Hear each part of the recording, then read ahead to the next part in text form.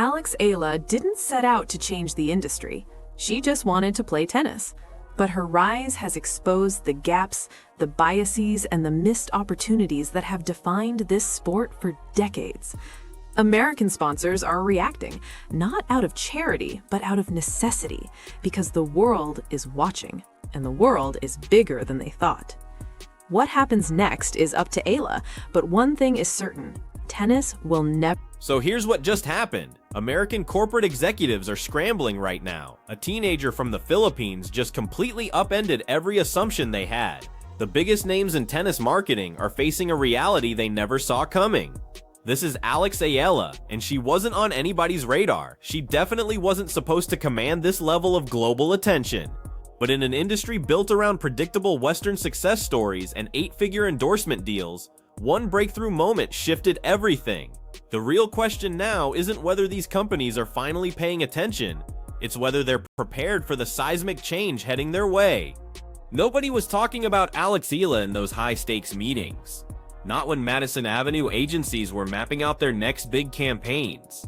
Not when the executive teams at major athletic brands were deciding which rising stars deserved investment. Not when tennis publications were crafting their glossy predictions about tomorrow's champions. She existed in the shadows, recognized by insiders who followed developmental circuits closely, but completely off the radar of the massive commercial engine that determines who gets elevated in professional tennis. Manila was her starting point, raised in a nation where basketball reigns supreme and quality tennis facilities are few and far between. Eala's path was always going to be an uphill battle. The Philippines had zero history of producing singles champions at the Grand Slam level. The support systems that matter simply weren't available. The financial backing wasn't there. That well-worn pipeline that American and European prospects navigate effortlessly. Prestigious training academies, corporate backing from childhood, media attention that builds legends before they even turn professional. None of that infrastructure existed in her world. What Eala possessed was different though. She earned her spot at the Rafael Nadal Academy in Spain, training day after day with Europe's most promising talents. She had a support system at home that maintained faith when the tennis establishment showed indifference, and she captured the 2022 US Open Junior Championship in a way that should have sent warning signals throughout the industry.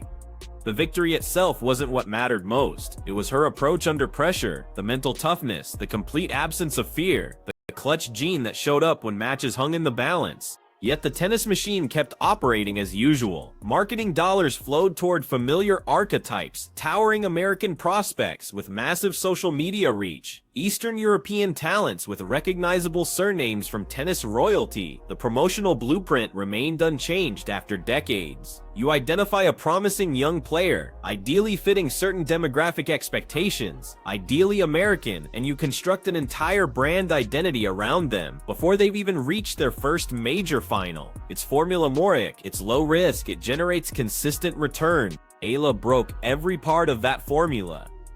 She was compact in stature, Southeast Asian, representing a market that tennis decision-makers barely acknowledged existed. The industry consensus was that she'd carve out a respectable career, potentially reaching the top 50 rankings, maybe claiming a smaller tournament title, admirable achievements, but not the kind of star power that drives merchandise sales, not someone capable of transforming market dynamics. That miscalculation was about to become extremely expensive. While American marketing teams were focused elsewhere, momentum was building in ways they completely missed. Eala's competitive appearances were generating television ratings in the Philippines that competed with primetime entertainment programming. Her online engagement was exploding not just domestically, but throughout Indonesia, Malaysia, Thailand, Vietnam. An entire geographic region was awakening to the reality that someone from their part of the world could compete against the absolute best.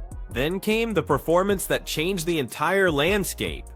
But you need to grasp what was really on the line here. This transcended individual athletic achievement. This was about a multi-billion-dollar global industry suddenly recognizing it had been overlooking half the planet. The setting was a second-round WTA 500 match. Nothing about it suggested historical significance. Eala entered ranked well outside the top 100, facing a former top 20 competitor who was heavily favored to advance in straight sets. Tournament organizers scheduled it for a practice court, no premium television slot, no major American broadcast coverage. But then something completely unexpected unfolded. Eala claimed the opening set in a tiebreaker. She secured an early service break in the second set as the match developed, as she saved crucial breakpoints and unleashed winners that left her opponent looking stunned. A parallel phenomenon was occurring halfway around the world. Throughout Manila, sports bars reached capacity, viewing parties spontaneously erupted. Social media platforms crashed under the traffic. The official WTA livestream, which normally attracted maybe a few thousand viewers for preliminary rounds, suddenly registered over 200,000 people watching simultaneously. The chat feed became a rapid-fire mix of Tagalog, English, and celebration emojis. Filipino flags dominated every frame. Eala finished the match in 2 sets. The broadcast captured her reaction. Nothing over the top, just a single clenched fist and an expression of quiet determination. In that instant, she transcended athletics. She became something much larger. Hours later, the highlights were dominating Twitter trending topics. TikTok videos of her backhand passing shots were accumulating millions of views. Filipino entertainment figures who had never acknowledged tennis were suddenly posting tributes to Eala. The Philippine president issued an official government statement. This had moved beyond sports coverage. This represented national identity. Meanwhile, in American offices of the world's most powerful sports marketing organizations, people were frantically asking fundamental questions. Who exactly is this athlete? Why are Southeast Asian viewership metrics exceeding what we generate for some top 10 players? How did this completely escape our attention? The initial response was controlled panic, carefully worded emails, discreet phone calls to player representatives. But behind the scenes, something massive was shifting. Marketing directors were demanding comprehensive data analysis. Social media specialists were studying engagement patterns. Brand executives were reviewing demographic studies they had dismissed for years. The statistics were absolutely staggering. The Philippines alone represents over 100 million consumers. Southeast Asia collectively, more than 600 million people. Tennis viewership throughout that region had been climbing steadily, but nobody had bothered developing a superstar who could authentically connect with that massive audience. Until this moment, one major sponsor, reportedly a leading athletic apparel corporation, convened an emergency strategy session. The central question was brutally simple. How did we completely miss this opportunity? Because Eala wasn't just attracting attention, she was generating the specific type of attention that converts directly to revenue, brand devotion, market penetration, the same type of attention that built Nike's empire around Serena Williams, the same type of attention that transformed Naomi Osaka into one of the world's highest earning athletes. And the industry had ignored her entirely. The match was finished, but the real competition was just getting started. This is where everything gets complicated. When money starts moving at this speed, everyone's intentions come under scrutiny. Eala was about to find herself at the epicenter of a controversy she never wanted. The speculation began immediately.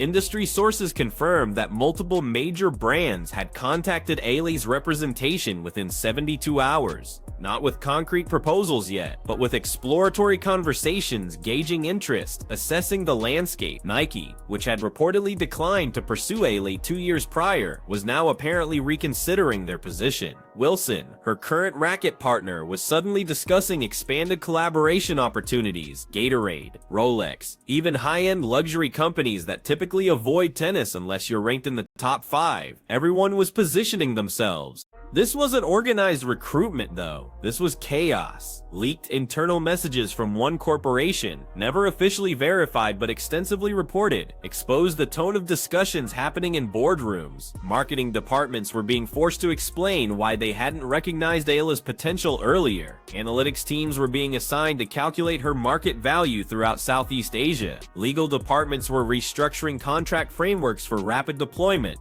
One message, supposedly from a senior marketing executive, captured the prevailing sentiment. We cannot afford to miss another opportunity like this. The reference was unmistakable. Naomi Osaka. When Osaka won her breakthrough 2018 US Open title, she wasn't considered a premium sponsorship target. She had existing deals, but nothing approaching her true market value. It took brands several months to understand what they were dealing with, a bicultural bilingual phenomenon who could dominate American and Japanese markets simultaneously. By the time they moved aggressively, her price had multiplied exponentially. The industry had absorbed that expensive lesson, and they were determined not to repeat it with Eala. But there was a significant complication. Eala's management wasn't interested in a simple bidding competition, at least not immediately. They were seeking something more meaningful than a financial windfall. They wanted genuine partnership that honored her background, her narrative, and her relationship with the Philippines. They refused to let her become a diversity quota. They demanded she represent something authentic. That's when tensions really escalated. Despite all the enthusiasm, despite the sudden corporate interest, cynicism began creeping into public discourse. Social media users started raising uncomfortable questions. Why this timing? Why didn't these brands show interest when she was winning junior championships? Why didn't they care when she was struggling through qualifying rounds without support? The phrase opportunistic marketing started appearing everywhere. Critics accused sponsors of jumping on a trend without genuine long-term commitment. Some highlighted that Eala's newfound visibility only materialized after she proved she could generate measurable revenue, that her value was being calculated in viewership statistics, not talent or potential. Others pushed back against this criticism. This is standard business practice, they argued. Sponsors invest where returns are probable. Eala's success created opportunity. That's not exploitation, that's economic reality. The argument intensified. Throughout all of this, Eala remained publicly silent. Her team did not. What they communicated next made it absolutely clear this transcended endorsement negotiations. This was about influence, and who gets to control how it's distributed. Eala's representative issued a public statement. The language was diplomatic, professional, but the underlying message was crystal clear.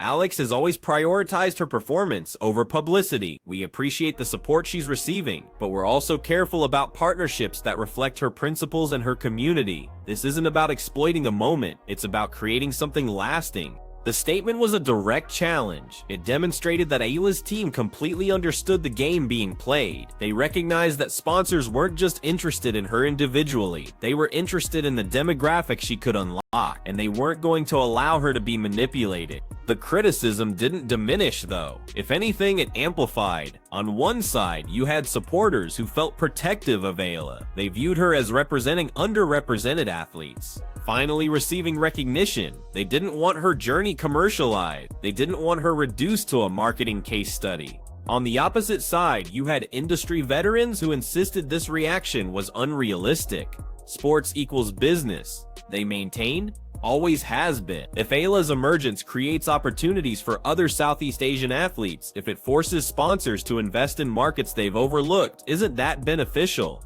Isn't that advancement? These debates expanded into editorial columns, podcast discussions, and analytical pieces.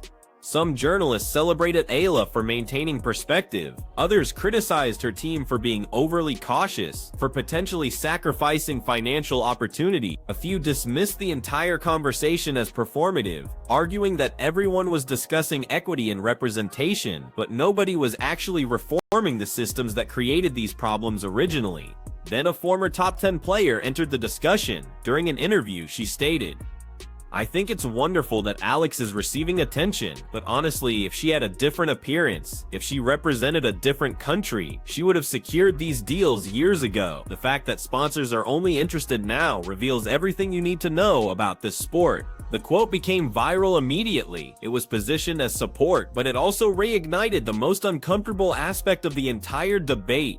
Tennis has maintained a diversity problem for decades, and directing money toward one breakthrough athlete doesn't address systemic issues. Eala still hadn't made public comments, but sources close to her indicated she was overwhelmed by the attention. She didn't want to be a symbol. She didn't want to be a research subject. She simply wanted to compete. But the world wouldn't allow that, because her success had revealed a fundamental crack in the industry's foundation. Now everyone, sponsors, supporters, media, fellow players, was being forced to choose their position. Here's what nobody was discussing yet though. The genuine transformation wasn't just happening in corporate offices. It was happening at ground level, and the scope was larger than anyone comprehended. While online debates continued, something quieter but more profound was developing. Tennis facilities throughout the Philippines were experiencing unprecedented enrollment increases. Children who had never held a racket were registering for instruction. Eala's matches were being broadcast in educational settings. Her image appeared on advertising displays, and the impact extended far beyond the Philippines. Indonesia, Malaysia, Thailand. Throughout Southeast Asia, tennis was achieving visibility it had never possessed before. Sponsors were finally examining data they'd ignored for years. The Asia-Pacific region constitutes one of the world's fastest expanding sports markets. Badminton and table tennis had always dominated, but tennis had been gaining momentum consistently. The oversight was that Western brands never invested in developing stars who could authentically engage that audience. They assumed Asian consumers would simply support whoever was successful globally. They didn't believe representation mattered. Eala demonstrated they were completely wrong. Comparisons to Naomi Osaka became unavoidable. Osaka's influence on Japanese tennis was revolutionary. She didn't just motivate a generation, she fundamentally transformed how the sport was promoted in Japan. Sponsors discovered that representation matters deeply. Seeing someone who reflects your identity, who communicates in your language, who embodies your culture, that creates emotional connection that no advertising budget can manufacture.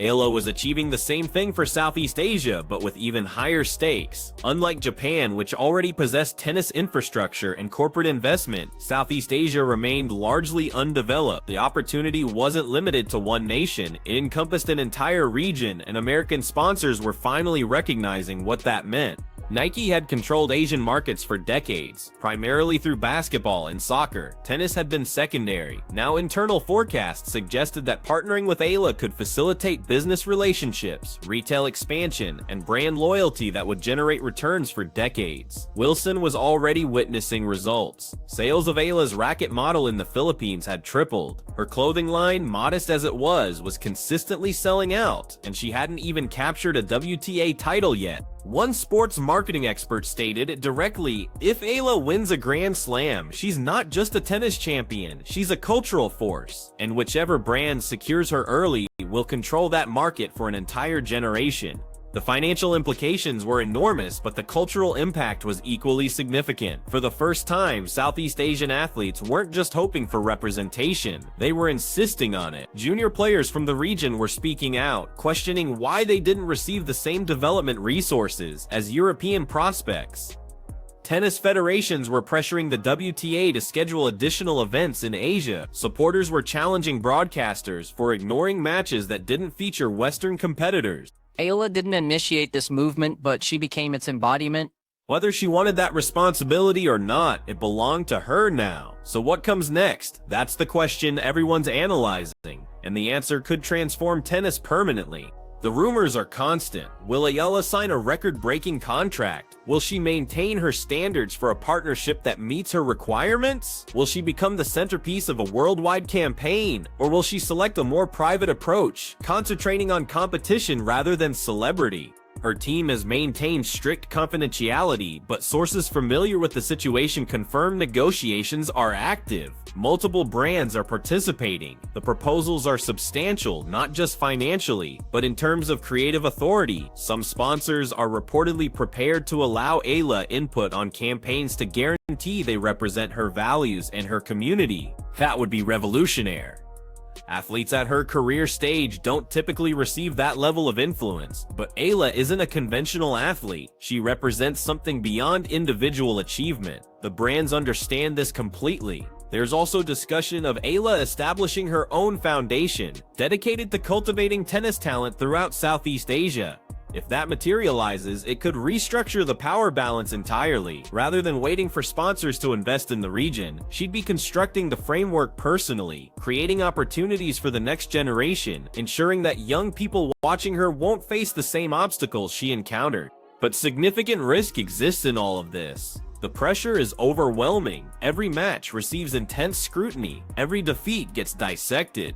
The expectation is continuous improvement, continuous climbing, continuous justification of the attention. If she stumbles, if she experiences a difficult season, if injuries interrupt her progress, if the excitement diminishes, what happens then? That's the harsh truth of professional sports. Potential doesn't guarantee achievement, and the same industry celebrating her now could easily shift focus to the next compelling story.